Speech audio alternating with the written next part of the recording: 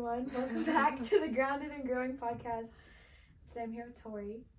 Yeah, and she is Johnny's older sister. Yep. Johnny was on the chaotic one. It was funny though. Everyone said it was funny, and I was like, well, that's good, I guess. But yeah. So she's related to Johnny. I feel like I always have to say like how people are related because it's like everyone's kind of knows each other somehow. But yeah. So today we're gonna be talking about just like your story and what you've learned, and hopefully that helps some people. So we're gonna talk about the first question is, who has had the biggest influence on your life? This is such a hard question because, at least for me it is, there's been so many people, and I couldn't whittle it down to just one person. Yeah. So I chose two. Okay. And I think it's probably the same answer as most people's. It's my mom and my dad. Mm-hmm.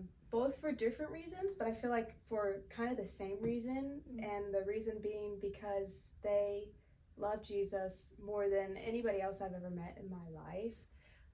And just to grow up with the privilege of seeing them walk through hard things together as a husband and wife and love each other, but also loving Jesus through everything that we've been through, to me has just been an incredible blessing. Yeah. I know not everybody has that. So just their example, their love, their kindness, bipolar opposite people, but also very much the same in their oneness and their love for the Lord. Yeah. So that's who's had the biggest impact on my life. Yeah, that's so interesting. How are they like different? They're different because, you know, mom's bubbly, outgoing. Dad is a compliance officer for a hospital for, over 30 years, and he's a lawyer, so he's very kind, very gentle, but very serious, Yeah. But their love for the Lord is identical. They both love him more than anything else in the world. Yeah. So it's just funny, the difference. Yeah, that's so cool. Well, Yep. Your story is a good one, and I've heard parts of it. But I'd love for you to share just like whatever you feel like is necessary to share as far as just like what you've learned. And I know that's like a big thing, but I think just sharing maybe a little bit of your story, your background a little bit would just be a good place to start. Yeah, my background with just mom and stuff. Yeah, and just like moving, and I know that kind of had to do with it, but Okay. I was thinking about this all week, like, okay, how do I get this down to just like a few minutes? Because I feel it's been a long 4 years, but I feel like every year has been like a different lifetime. Right. But I feel like a lot of people, they kind of look at our family and they're like, what in the world even brought the Beltons up to Oregon? Like a lot of people are like, where's their mom? But just as you know, my mom, one of 8, she birthed and raised 8 children, and then ended up being diagnosed with acute lymphocytic leukemia in January 2018. Ended up going through chemotherapy and ended up being a candidate for a stem cell transplant, which isn't common for a female of her age at the time, because essentially that means you're cancer free. It means the chemo worked to get rid of any cancer cells in your body, to prepare you to be a stem cell transplant patient. And a stem cell transplant is just where you get a new immune system, because your immune system isn't recognizing cancer cells, it's letting them grow in your body. So a stem cell transplant will give you somebody else's immune system in hopes that that new immune system will fight off cancer cells. And so interesting. Yeah, it's amazing. It's only been around for like 20 years, so it's a relatively new procedure. It is the hardest treatment that the human body can go through. It's harder than heart transplant, harder than kidney transplant, even though they're kind of all in the same family. So she became a stem cell transplant patient. Her brother donated his stem cells to her, and she was pretty good for a couple months with the transplant, cancer-free, and then about 100 days into the transplant ended up relapsing. And what we weren't told at the time, but now we know in hindsight, is when she relapsed, she never would have been able to recover from that point. It just became a waiting game from that point. But obviously you know, doctors still, they try their hardest to do other treatments and stuff. And long story short, the Lord ended up taking her home. She ended up passing away October 27th, 2019. Which, unless you've lost a parent or a loved one, it's unimaginable. You know, there's a big hole in your heart, and especially in our family, just being that we're all close and large family. Yeah. But I guess, I don't know if a lot of people do know, I was, Dad and we teamed up as her caretakers for the time that she was sick. She was almost sick for 2 years. And who was still at home? At home, so there was more of us at home when she got sick. So it was my older sister Tiffany, myself, and then my 2 younger sisters, Jordan and Tate, and then obviously Johnny, who was, I think he was 10 or 11 when she was diagnosed. So he was still pretty young. But yeah, so through that I became her caretaker, and alongside of Dad, because Dad worked full time still, so I would be with her every day. And especially with a stem cell transplant, doctors refuse to do the transplant unless you have a caretaker. It's like they make you sign a waiver saying I will be with the patient, you know, 24/7. It's just like a job. It is a job. It's a full-time job. You know, I'll give her the right meds, you know, change her IVs or whatnot. You're like a nurse. More than you know. I've seen a lot. I've learned a lot. Yeah. So that's kind of that side of the story. Right.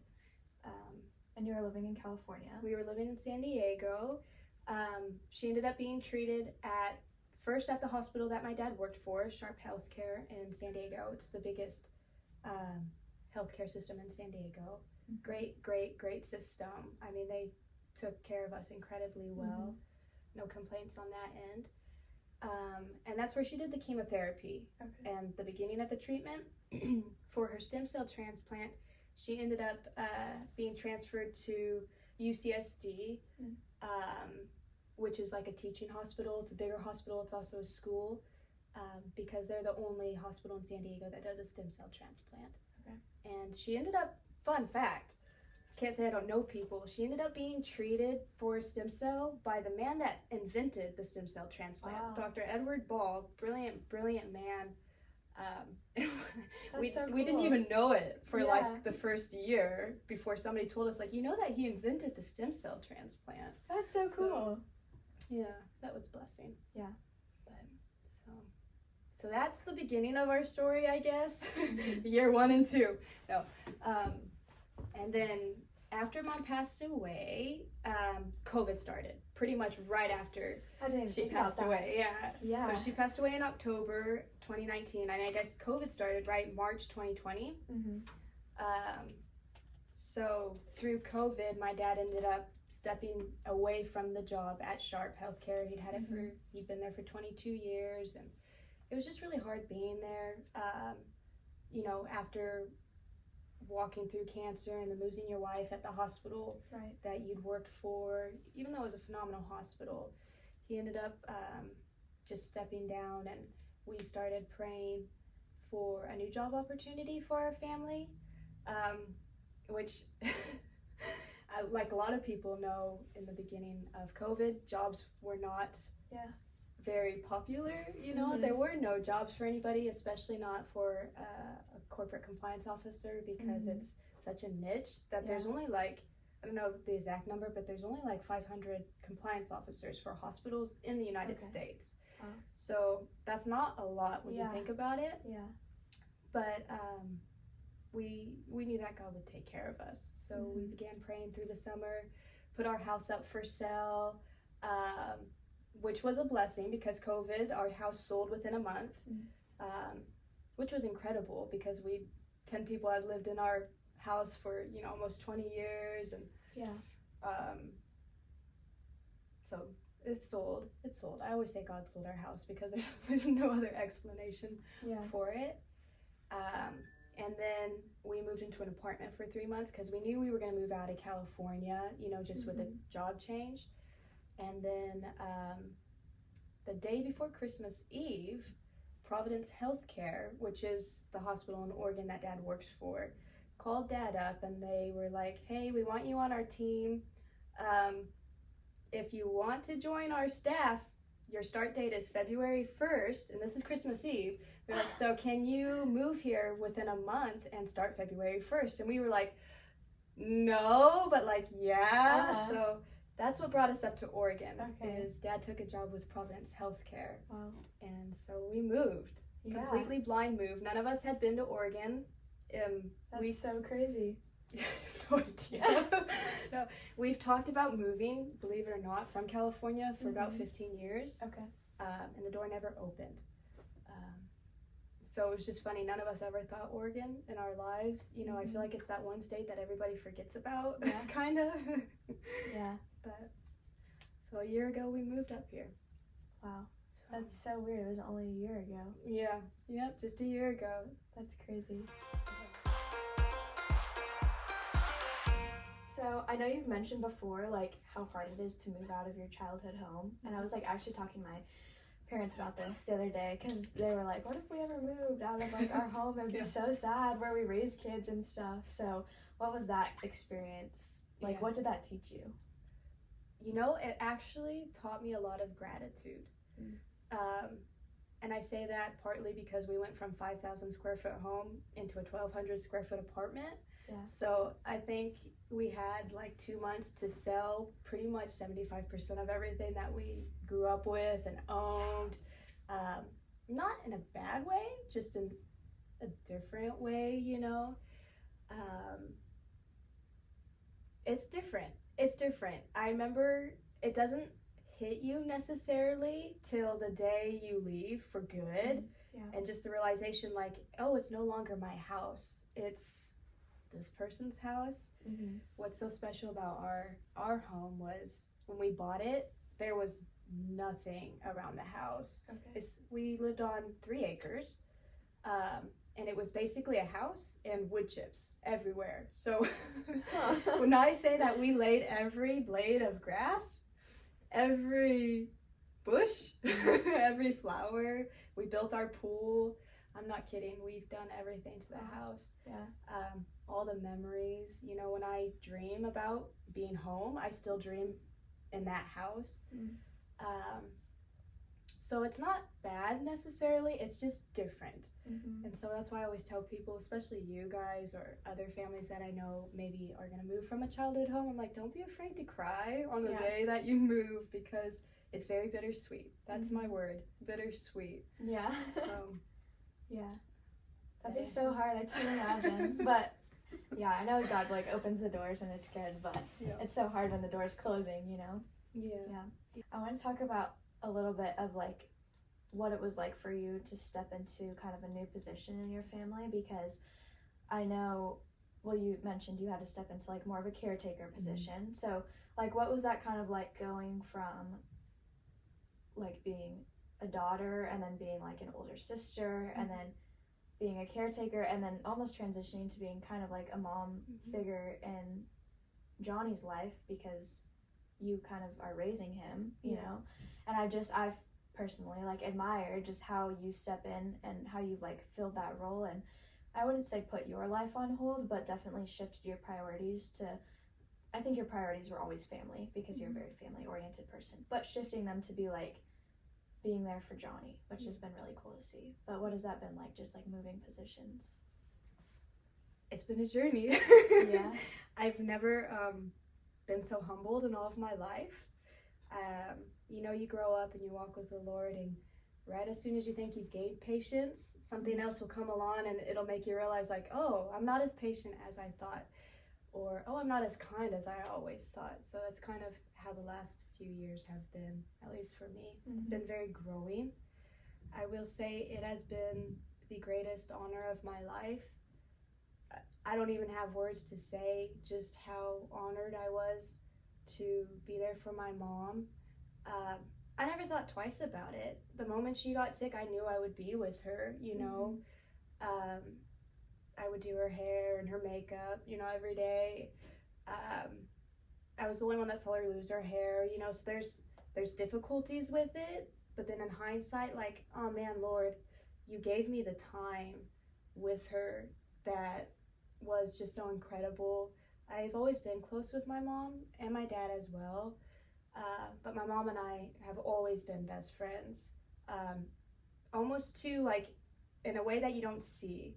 And when she got sick and I stepped more into her caretaker, it got even sweeter. It was the most incredible time in the world because I was literally with her 24/7 for almost 2 years. And the intimacy between a mother and a daughter during that time, and just seeing her walk through it with a smile on her face and leading people to the Lord, you know, even though she's throwing up in the bathroom every 5 minutes, it's just, I'm so grateful for the time. I know that it's a gift to me from the Lord, and I don't have any regrets as far as that goes. I just, every day, I'm like, you know, it's hard knowing that I don't have my mom for the next, you know, she died when I was 22, so for the next 22 years of my life.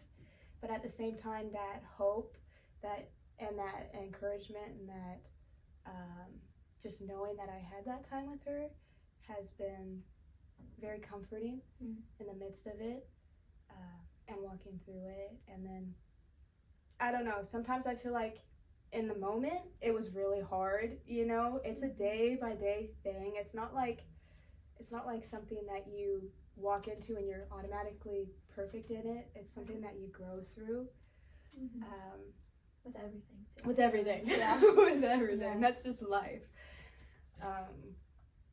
But I feel like with my life, just certain choices I've made since I gave my life to the Lord, really, when I was 14, I can see God's hand having prepared me to not only become a caretaker, but then to also step into a full-time stay-at-home daughter, teacher, you know, after mom had passed away, because I remember being a senior in high school, and, you know, of course the big question is, what are you going to do afterwards? You know, where are you going to go to school? And I really prayed about it, because I know that God will speak to you and he'll guide you and direct you. And there have been many things that I, you know, thought, oh, maybe God's leading me to this, maybe he's going to lead me in this direction.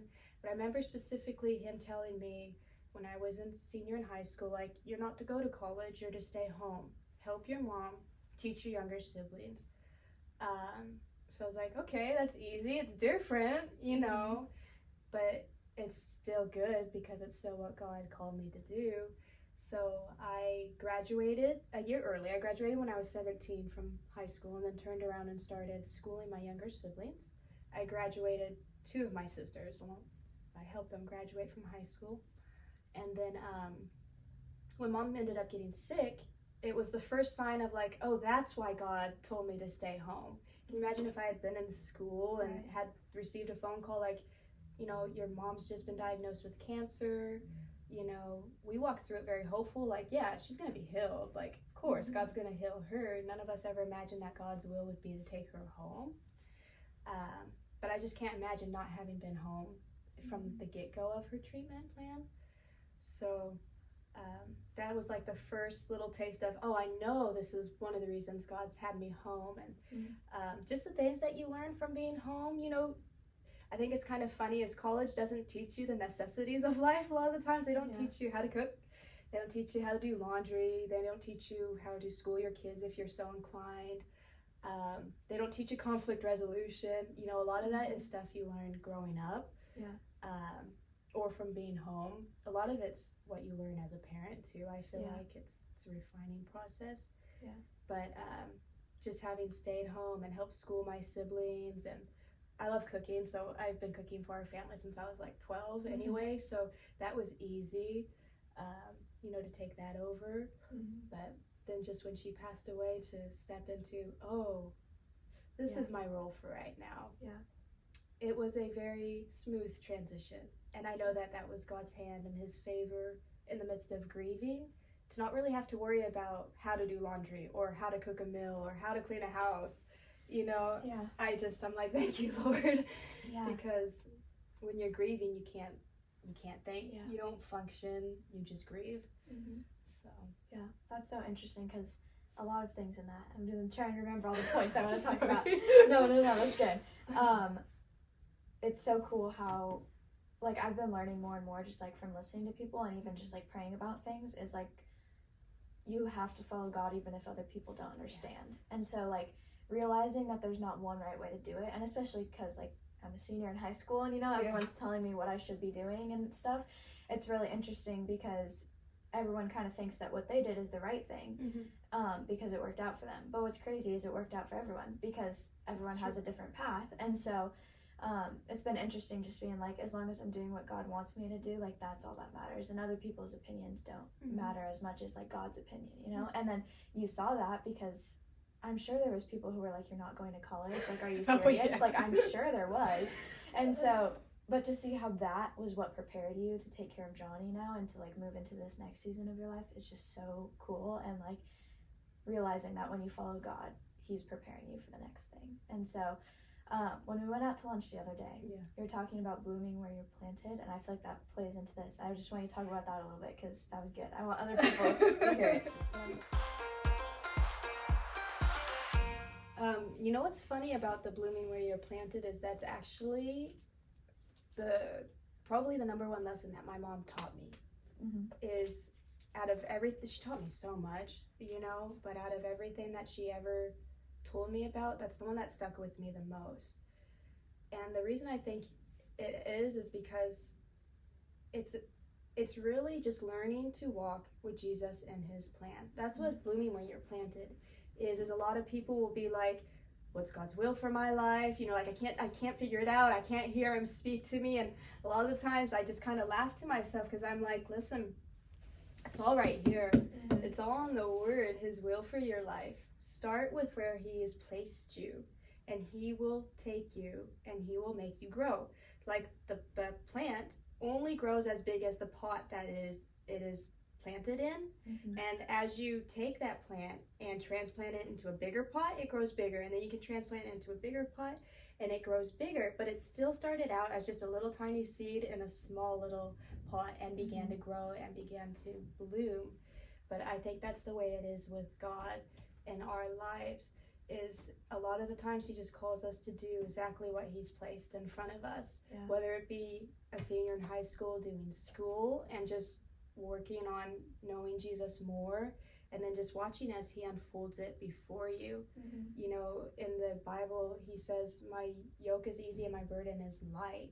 I don't think that God's will is meant to bother us necessarily or like be hard for us to figure out. Sometimes I feel like it's just you do step one and he will show you step two as you walk in step one. So definitely. Just to bloom where you're planted, to be content with where God has you, just knowing that it's for our best, is we serve a God who is good. We serve a God who is big, who already sees the end from the beginning, before we're even born or even conceived. He calls us by name. He knows the plans that he has for us, and he says they're good plans. So I don't know if that necessarily answered blooming where you're planted, but to me that's just, it's brought me a lot of comfort, just knowing that I've been made fun of for not having a college education, a lot of times by family members. But I'm okay with that. I'm like, laugh away, because I know that I've been in God's will and I don't regret being in his will. And for the way that I know him now, it's all been worth it, because he's better than anything else. So I don't know. That's good. I feel like I've learned a lot about contentment these last few months. That's a fun lesson, isn't it? It's hard. But honestly, it's really hard, but it brings a lot of peace. And I feel like it definitely plays into that. And it's just, I've definitely felt that the last few months, like, okay, God, where do I go now? But I've noticed, like, when you're trying to figure out way down the road, it's like pretty common to say, then you're missing what's like happening right there. But it's so true. And like, if you don't know what to do to get to where you want to be, just take the next step. Just be like, okay, I'm gonna do what I can do right now. So like, the last few months I was kind of just like bored with my routine, right? And so I was like, okay, I feel like I'm not doing a lot for Jesus right now. Like, I'm learning a lot about him, but I want to be doing more for him and stuff. And so then I started like a podcast and like Bible study and going to church more and all this kind of stuff. And it's like, I had the time to do that before, I just wasn't, but I feel like that's making the most out of where you're at. And so that's just been like a good lesson, is like, okay, being content and just like, I'm gonna take the next step with what's available to me right now, rather than trying to plan out everything, which I'm like really bad at doing that, because I'm like, Type A personality, this is what I'm gonna do. So I'm gonna marry when, and go to school and do this and get this job, and like it's just hard not to do that, but to take the next step and just like, when God says don't worry about tomorrow, I'm like, okay. So we're not actually supposed to have it all figured out, but everyone makes you think that you're supposed to, right? I feel like you're supposed to live with one foot in right now, and then with another foot in tomorrow, as far as you're preparing for tomorrow by finishing school, right? You know, by doing what you're doing. But at the same time, I don't always like the term when people say, oh, the best is yet to come, or oh, the greatest years of your life are ahead of you, because sometimes I feel like it makes you miss out on just the sweetest moments that are happening right now. There's so much joy in our everyday life. It's just your perspective, I feel like. But it's I know the little that things, it's the little things. The little things sometimes are the most meaningful things in our lives, that I feel like if we're not content with where God has us, we miss it so fast. And sometimes I feel like those are the regrets that people have, is looking back and being like, oh, I wish I had done this at that time. Or, you know. But so I think God uses the small things. I don't know. Even just, I've seen you blossom this year, and it's been incredible. And I just hearing even how your podcast has encouraged people, it's incredible. And I'm sure it brings you peace knowing like, God did that. He did that through me because I was obedient to him. It was a good like lesson, just learning about being content, and obviously you can always learn, and like I'm still not good at it, but I think like one thing that I've noticed a lot too is just like the importance of just like being quiet and just watching other people, how they live their life, because people love to tell you how you should live your life. But when you just like choose to sit and like observe and see how other people live, like you learn so much. Like I've learned so much from you and like my friends and the other like older ladies in my life, and even just like guys too, just like seeing how they live, and like you just learn so much that way, which is so cool. And I just like think about all the people that were just like watching Jesus and like just learned from that. It's just like Mary, when she sat at Jesus's feet, and what did he say? He said she chose the better thing. And I think you're absolutely right. A lot of wisdom is just found in learning from the people around us. You know, it's not something that comes overnight, but it does take a willing and wanting heart. So it's good. You got some wisdom. Oh, thanks. Thanks. I feel like you have a really biblical perspective on family. And so I just want you to like talk a little bit about that, because I feel like you value family so highly, which is something that people just don't do anymore. So I think it'd be interesting to talk about like the importance of valuing family, but also I feel like you kind of have to have some boundaries in your family too. So just like how to balance that in a biblical way. I think that's such a broad question. So Sorry. it goes so many different ways with it. Sorry. No. I think that the Bible is very black and white in a lot of ways, and I feel like the gray areas can pretty much be summed up in just be kind to one another. You know, and I think the same is true for family. Is the first taste of love that we ever experience when we're born is a mother and a father. It's a family-centered love. It's how God tells us he loves us. He says he's our father, we're his children. It's how he describes his love for us, his love for Jesus and sending his son. But with that being said, I do think family is very important. I feel like it's something that we have lost sight of in America a little bit, I would say to our shame, to our regret, because we're missing out on some of the best relationships in the world, I think. I just feel like the idea of family has just gotten so confused. Like what a family's supposed to look like and value, and like I know that every family can always do better, but even like listening to like the mom time Bible studies or something like that, like there's so many things that I just feel like aren't put in place anymore. And like families just, I feel like, aren't structured anymore. And I know that families can look different, but the Bible sets up like a clear picture of what a family should look like, and there's hardly ever studies done about that. Like I hardly ever hear, I mean, I guess there's like family counseling, but people only do that if they have like an issue or something like that, you know?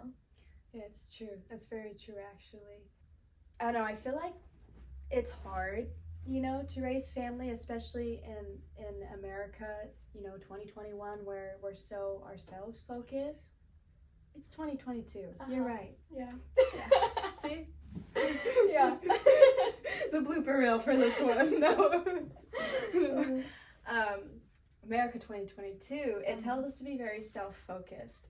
And I think that that's part of the reason we've lost sight of our families is, you know, it's how can we get the next best thing? It's how can we make more money? How can we have the bigger home? How can we have the more expensive car? And I sometimes feel like we shove our families to the side in doing so. Not because it's wrong to have a nice house. I grew up in a wonderful mansion, you know, or a nice car, or to have, you know, the latest phone and clothes or whatnot.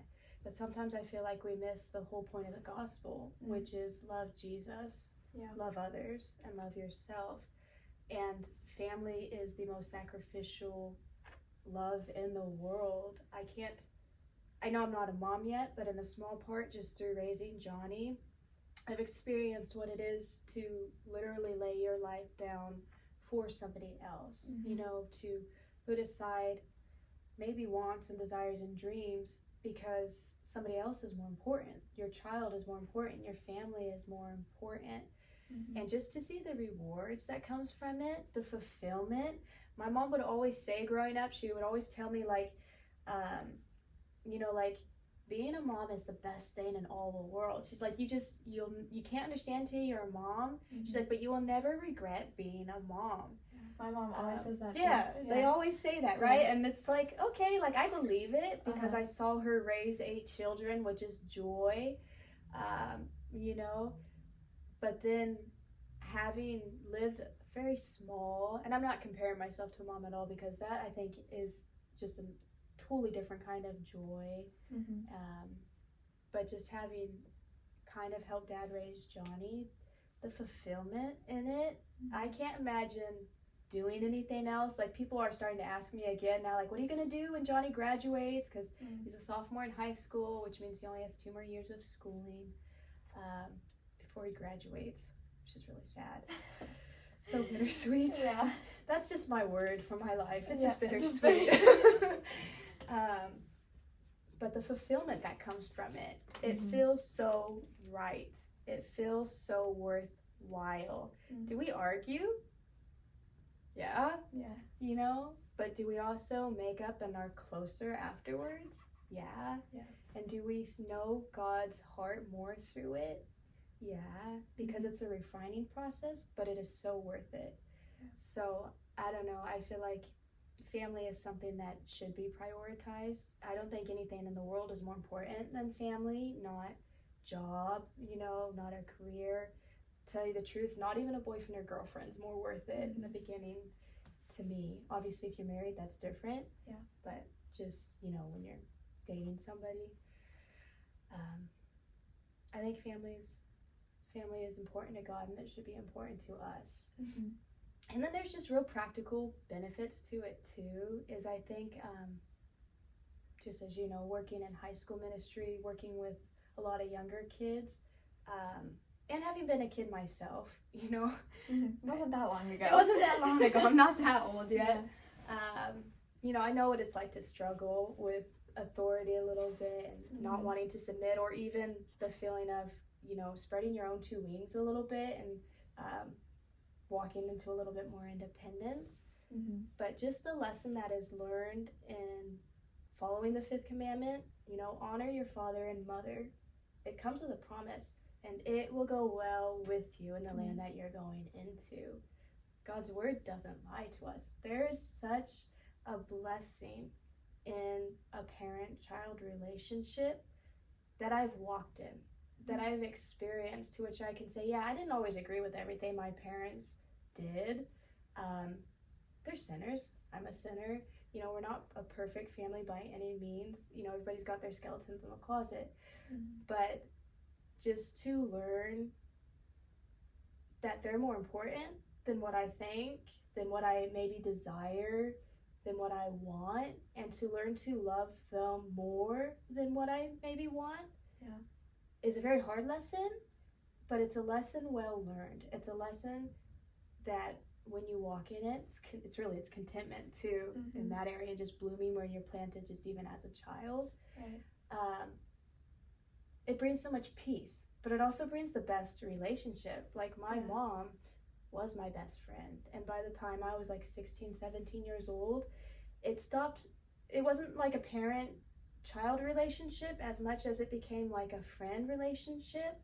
And just the wealth of knowledge that I learned from her and gleaned from her, because I wasn't struggling with her authority. I was just kind of like, you know, teach me. I want to be the kind of woman that you are. You know, I want to learn the lessons now to prepare me to be what God calls me to be in the future. It's a good lesson. Yeah. It's very worthwhile. And so I always tell people, you know, like, yeah, it's hard because we're sinners and our flesh doesn't want to be told what to do, but it is so worth it to prioritize your family as a child, to respect and honor your parents, and to receive the blessing that God has for us as parents, to not disdain raising our children, but to realize that that's where God has us. He's given you a family to walk in it, to raise up the next generation for Him, and then to just glorify God in it. I think it's important. Yeah. I don't know if that answered your question. It does. How do you feel like that changes as you get older? So like 17, 18, like even where you're at now, like I feel like it's hard because you kind of learn really what the Bible is saying when you're older, right? So it's like, okay, I'm 17 now, and I'm like, I really want to work on, not that I have a bad relationship with my parents, because I'm close with both of them, but just to be like, I'm going to have a better relationship with my parents. Well, that looks different now than it did when I was 10, 11, 12, you know? So what do you feel like that looks like once you're an older teen, and also once you're like moved out? How do you still, are you still called to honor them? Yeah. But then also make your own choices? What if you disagree? Like, how does that work? You know, I was at the Devoted study on Saturday morning, and Judy Slaughter was there, and it was kind of like more of a panel, and they were asking her questions that women in the church had asked, and this was kind of one of the questions that she was asked, and she answered it so simply, but so well. At least to me, I was like, I kind of knew it, but she kind of put words to what was in my brain, and she kind of said, as your children get older, you know, you have to, well, in the beginning, you take advantage of the time that you have, which means you do your best to live Christ to your children when they're young, when they're growing, because parents are the first image of Jesus that a child will see, you know. So just, you know, that was one of her points, was to take advantage of the time you have when they're in your home.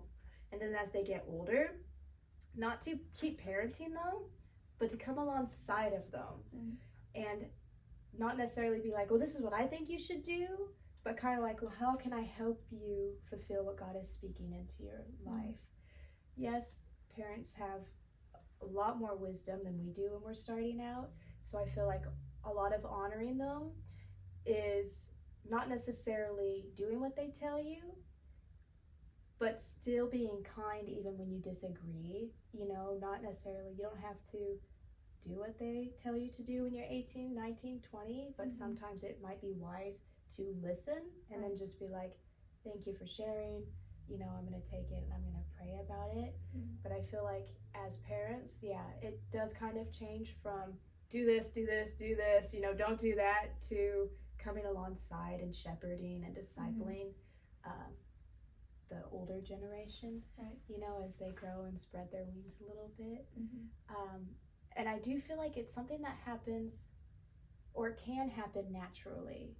I feel like when we just submit to God's word and do what it says, all goes well with us. You know, if you make honoring your parents a habit from early on, you know, then by the time you're my age, it becomes easy. They trust you more the more you trust them, you know, and rest in their parenthood, I guess. Right. And as they trust you more, naturally, they let you spread your wings more, I think. So at least that's how it was for me. It's kind of how it is for just raising Johnny and everything, and for a lot of people I see. But yeah, what do you think? Yeah, I feel like there's kind of a stage where it's like the kids let go, and then there's a stage where the parents let go, and I don't ever feel like it's at the same time, which is really hard because, like, I've just been experiencing that a lot of my friends too, of just like, we're kind of ready to go, but also nervous to go, but then our parents are like not ready for us to go, you know? And it's interesting because I'm the oldest, and then my best friend is the youngest, and both of our parents are like, don't go. Oh, really? You know, which is so interesting. Yeah. And I just feel like it's always hard for parents to let go, and so it's hard just to like be on the same page. I don't know, it's so hard to learn like communication with your parents because it's so different than any other communication you have with anybody. It's true. And so like it's hard because they're learning obviously and they're changing, but not as much as you are when you're like growing up, you know. And so by the time I'm 17, I'm trying to be like we're trying to figure out how to communicate in a way that's like kind of an adult, but they're still my parents, not really an adult. So it's just like hard to let go at the same time and come to that letting go of like the parent-kid relationship and coming to that friendship and like mentorship kind of thing. But it's just hard because I feel like I'm letting go and then no, not yet, and they're not letting go, and it's just like this hard. And I've just seen it with so many families. It's like it's just this hard transition phase. But I feel like there kind of is like a rocky patch, and then all of a sudden it's like gets better. Yeah, and especially with like going to college and stuff, it's like you're really like you're moving out, you know, and it's changing a lot. So I don't know, it's hard, but I do think that like there's a biblical way to do it. It just isn't talked about ever. So I think no matter where you go in life, no matter what situation you talk about, the biblical solution for most things is just being kind. What does God require of me? You know, and a lot of the times he just calls us to love our neighbor as we love ourselves. He goes as far as to say it's laying down your life and taking up your cross and following him. And I will say, from having lived the best of the best of the best with, you know, your all-American family where you grow up well provided for, you got 2 parents, you know, that love each other. San Diego, I mean, it doesn't really get better than that. To then having lost half of it, you know, you lose the heart of your home when your mom passes away. I still come to the conclusion that there's really nothing worth having a bad relationship with our parents over within the Christian realm. I know that there are legit circumstances where separation and boundaries is good. You know, I've walked through that in certain areas as well.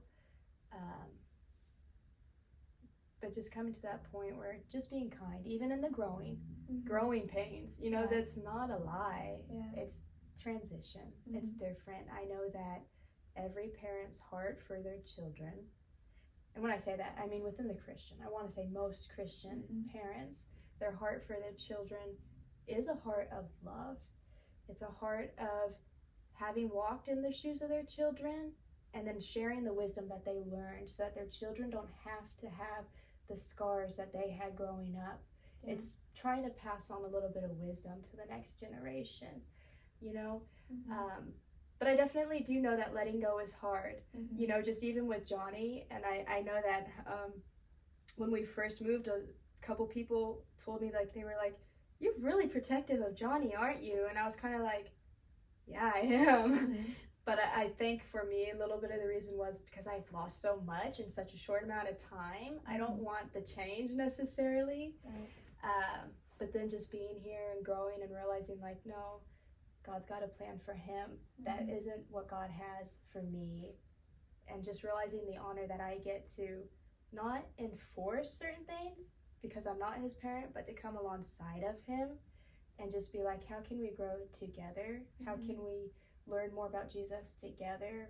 How can I let you become who God has made you to be, while at the same time still fulfilling the role that God has called me to, as your sister, as, you know, a legal guardian, as in our case. It's growing pains. Yeah. It's growing pains. Yeah. But, so grow where you're planted, bloom where you're planted. Bloom where you're planted. But it also sucks sometimes. It's also Nobody hard. said life would be easy, That's right? true. You know, for the That's most true. part, if you sign up to love Jesus with all your heart, soul, mind, and strength, it's not going to be easy, but I can promise you it's going to be worth it. Yeah. And I feel like what makes it not easy is that we don't understand. Exactly. It's like, it's not necessarily like hard, it's just that we make it hard because we're like, oh, we don't understand and we're trying to do it wrong. But then once we do it the right way, we're always like, oh. It's so true. I was thinking about that this morning in my quiet time, actually, and what I came to the conclusion is it's not that I don't like God's plan, it's that a lot of the times I just don't understand it in the moment. Right. In the moment it's hard. In the moment it looks like all hell's breaking loose. In the moment it's like it really hurts. It's the growing pains. But then as you faithfully trust the Lord, stay in his word so that you have the mind of Christ constantly before you, so that your perspective is constantly what the Bible says, so that you are constantly filling your mind with who God is, what his character is. It equips you to walk through the hard times. And then as you look back, you can say, oh, it was hard, but I saw God's hand. I know that he was leading me. And yes, it was hard, but for the way I know Jesus now, it was worth it. And so for me, that's kind of what I'm learning, is I can look back at certain things and I can see the way he's redeemed pain in my life and hard situations, or even good situations. I can see his hand in the midst of it, and I'm like, thank you, Lord. Thank you for your faithfulness. Thank you for your goodness to me. Yeah. Well, I feel like that's a good spot to end it, because you just kind of summed it all up, you know, God redeeming the situation. I feel like I learned a lot from that. I'm gonna I always want to go back through and write down my notes after. But yeah, that's good. Thanks for coming on. I don't know. Thanks for having me. I always enjoy speaking with you. Thanks. It brings a lot of. It's fun. Yeah, it's good. Well, thank you guys for watching, and see you next week. Yeah, see you guys next time. Bye. I'm feeling on top of the world, like nothing's ever gonna bring me down. This feeling got me flying high as a bird. I may never touch the ground.